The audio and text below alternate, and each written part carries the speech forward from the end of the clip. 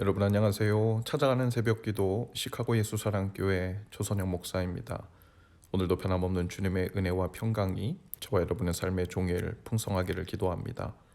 오늘 말씀은 사무엘상 29장 1절에서 7절까지 말씀입니다. 제가 읽어드리지요.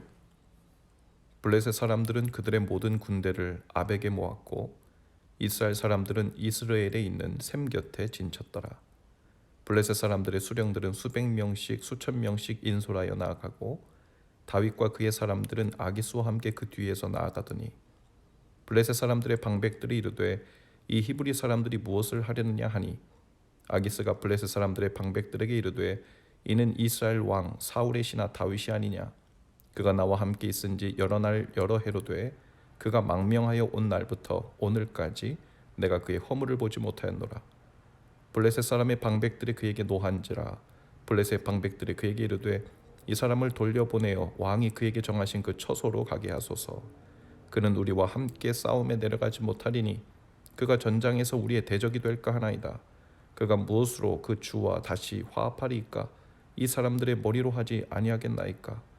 그들이 춤추며 노래하며 이르되 사울이 죽인 자는 천천히요 다윗은 만만이로다 하던 그 다윗이 아니니까 하니 아기스가 다윗을 불러 그에게 이르되 여호와께서 살아계심을 두고 맹세하노니 내가 정직하여 내게 온 날부터 오늘까지 내게 악이 있음을 보지 못하였으니 나와 함께 진중에 출입하는 것이 내 생각에는 좋으나 수령들이 너를 좋아하지 아니하니 그러므로 이제 너는 평안히 돌아가서 블레셋 사람들의 수령들에게 거슬러 보이게 하지 말라 하니라.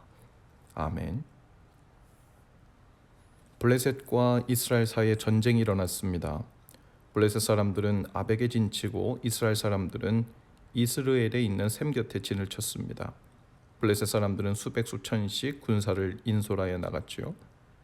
그런 와중에 다윗은 그 부하들과 함께 아기스 왕의 뒤를 따릅니다. 기어이 다윗은 블레셋의 수하가 되어 사울이 이끄는 이스라엘군과 싸우는 전쟁에 나가고 있는 것이었습니다. 다윗으로서는 참으로 난감한 상황이었죠. 아기스 왕이 어디를 침략하고 왔느냐고 다윗에게 물었을 때 확실한 아군이라는 것을 보이기 위해 동족인 이스라엘 민족의 우방 민족을 침략했다고 거짓말까지 한 상태였죠. 아기스 왕은 다윗이 확실히 동족으로부터 등을 돌려 자신의 수하가 되었고 같은 편이라고 생각했습니다. 그러니 이스라엘과 블레셋 사이에 전쟁이 발발한 이 시점에서 블레셋 편이 되어 전장에 나갈 수도 안 나갈 수도 없는 상황이 된 거죠. 어쩔 수 없이 아기스 왕을 따라 나섰지만 다윗의 마음에는 내심 걱정이 태산 같았을 것입니다. 그런데 블레셋의 장관들이 아기스 왕에게 왜 히브리 사람인 다윗과 그의 부하들이 우리와 함께 전쟁에 나가느냐고 문제를 제기하죠. 다윗으로서는 참 다행한 일이었습니다. 아기스 왕은 다윗 편을 들면서 다윗이 자신과 함께 있은 지 1년이 넘어 여러 달이 되었지만 그의 허물을 보지 못했다고 다윗을 옹호하죠. 아기스 왕은 다윗을 절대적으로 신뢰하고 있었습니다. 그러나 다른 블레셋 방백들이 강력히 문제 제기를 더합니다. 8절 이후에서 다윗은 아기스 왕에게 왜 자신을 신뢰하지 못하느냐고 화를 내는 척을 해요. 자신이 무슨 죄를 지었기에 아기스의 원수 이스라엘과 싸우지 못하게 하느냐고 도리어 소리를 높이죠. 하지만 속으로는 다행인 이 상황에 가슴을 쓸어내렸을 것입니다. 아기스는 화를 내는 다윗에게 사정을 이해해달라고 하면서 시글락 마을로 돌아가라고 말합니다. 시편 40편에 보면 다윗은 자신을 구원하시는 하나님을 고백할 때 기가 막힌 웅덩이라는 표현을 쓰는데요. 나를 기가 막힐 웅덩이와 수렁에서 끌어올리시고 내 발을 반석 위에 두사 내 걸음을 견고하게 하셨도다. 바로 지금 다윗이 처한 이 상황이 기가 막힐 웅덩이와 수렁이 아니었을까요? 여러 상황이 겹겹이 위태롭게 자신의 목을 조여오는 상황이었습니다. 기가 막힐 웅덩이란 그 특징이 아무리 빠져나오려고 발버둥을 쳐도 그 움직임이 오히려 더욱 사태만 악화시킨다는 것입니다. 어쩌면 하나님께서는 다윗이 순간적이었지만 하나님이 아닌 사람의 지혜와 위치를 이용하여 안전을 확보해 보려고 했던 그 일이 얼마나 어리석은 일인지, 사람의 노력이라는 것이 결국 수렁으로 변해 사람의 노력이 통하지 않는 기가 막힐 웅덩이를 조성하게 되었다는 것을 깨닫게 해주시는 것이 아닐까 싶습니다. 다윗은 하마터면 자신을 보호해준 아기스 왕을 배신하고 그와 싸우든지 아니면 블레셋의 수하가 되어 동족인 이스라엘과 싸워야 했습니다. 기가 막힐 난감한 상황이었죠. 뿐만이 아니에요. 지금 다윗의 가족들은 아말렉 군사에 의해서 포로로 잡혀간 상황이었습니다.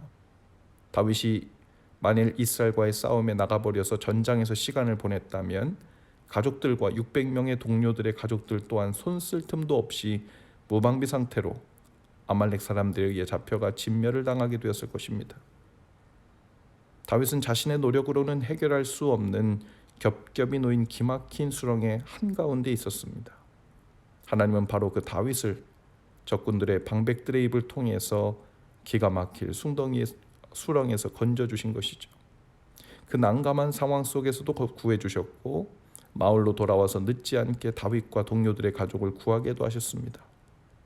하나님은 두려운 현실을 피해 적진으로 들어가 있는 다윗의 형편도 세밀히 살피고 계셨어요. 그 중에서도 하나님의 은혜를 베푸셔서 기가 막힐 웅덩이와 수렁에서 건져주신 것입니다. 오늘 우리도 기가 막힐 인생의 수렁에 빠질 때가 있죠. 수렁에 발이 빠져서 우리의 힘과 지혜로는 답을 찾을 수가 없고 시간이 지날수록 넉넉고 점점 더 빠져들어가는 것을 두고 볼 수밖에 없는 때가 있습니다. 오해나 순간적인 감정적인 충돌로 시작된 사람들과의 관계가 날이 갈수록 오해만 더 깊어져가는 수렁에 헤어나오지 못하게 되기도 하고요. 때로는 사회적으로 또 고립된 수렁에 빠지기도 하고요. 사업이나 직장 그런 일들을 만날 수도 있죠. 그러나 하나님께서는 우리가 홀로 아무도 모르는 곳에서 난감한 상황에 닥쳐 있을지라도 혹은 다윗처럼 내 잘못과 실수로 인해 촉발된 일이라 할지라도 회개하고 돌이키는 마음으로 주님께 도움을 구하고 찾을 때 기가 막힌 웅덩이에서 끌어올려 주시는 분이십니다. 때로는 생각지도 못했던 사람을 보내 끌어올려 주시기도 하시고 때로는 하나님의 전능하신 손으로 건져 주시기도 하시죠.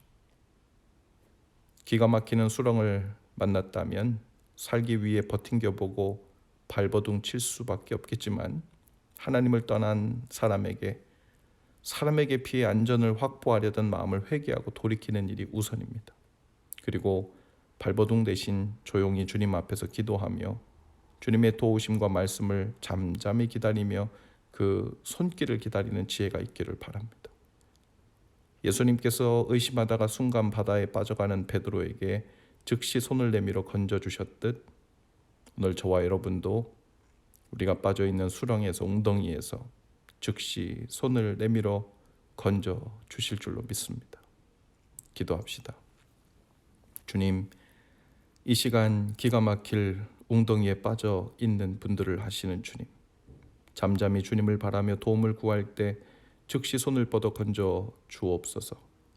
사람의 도움이나 지혜의 발버둥으로는 점점 더 빠져들어가는 것일 뿐 하나님을 떠나 있는 우리의 자리를 보고 돌이키는 지혜와 용기를 주옵소서. 혹여 이 시간 다윗처럼 어려운 현실로 인해 마음과 몸이 지쳐 하나님이 아닌 블레셋을 순간적으로 의지하고자 하는 유혹이 드는 분들이 계시다면 성령님 힘을 북돋아 주시고 위로와 믿음을 더하여 주옵소서.